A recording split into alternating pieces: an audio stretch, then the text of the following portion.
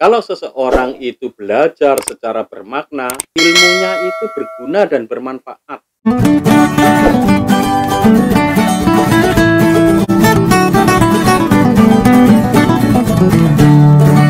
Tanya Pak Doni saja. Siswa bergembira karena ilmunya itu berguna dan bermanfaat. Nah, kalau itu semua sudah berjalan, mindful dan meaningful itu, maka pembelajaran mesti akan menyenangkan, akan joyful.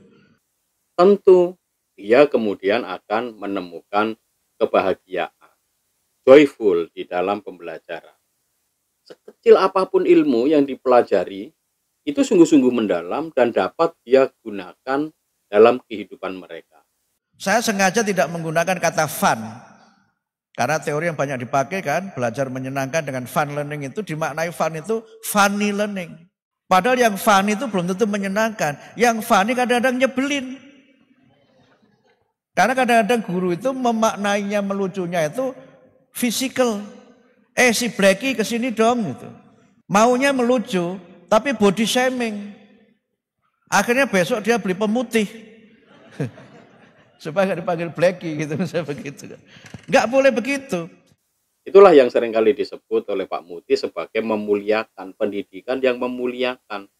Artinya siswa itu dihargai, dihormati martabatnya sebagai individu yang belajar, dan dengan demikian mereka menemukan kegembiraan dalam lingkungan belajar itu.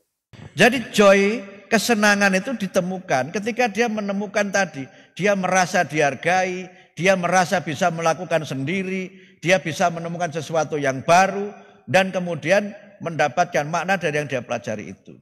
Tentu kegembiraan seorang siswa yang belajar dalam konteks pembelajaran mendalam, kalau nanti kita kaitkan dengan bagaimana kita mempersiapkan sebuah ekosistem iklim yang baik, tentu siswa juga akan senang dan gembira karena di dalam pembelajaran mendalam itu sisi keunikan siswa, individu siswa juga diperhatikan, mereka tidak ditinggalkan, tetapi kehadiran mereka dihargai. Karena itu maka dalam deep learning itu tidak sekedar achievement motivation learning, belajar yang orientasinya hanya lulus.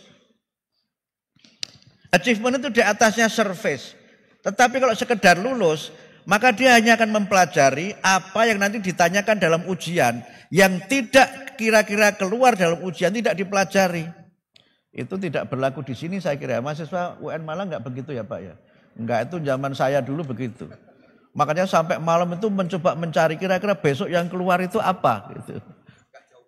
Oh enggak jauh berbeda Pak. Sampai kemudian mengumpulkan itu.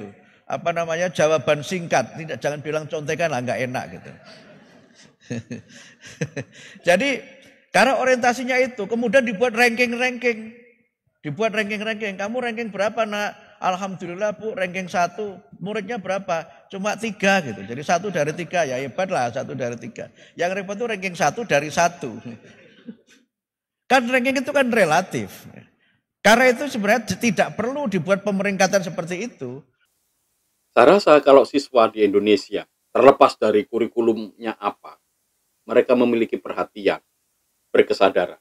Lalu kemudian mereka menemukan makna di dalam proses pembelajaran.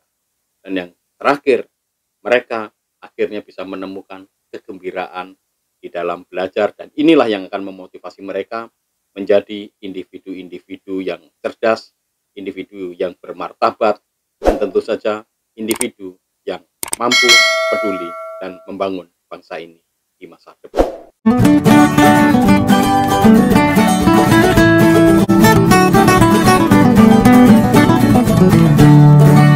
Tanya Pak Doni saja.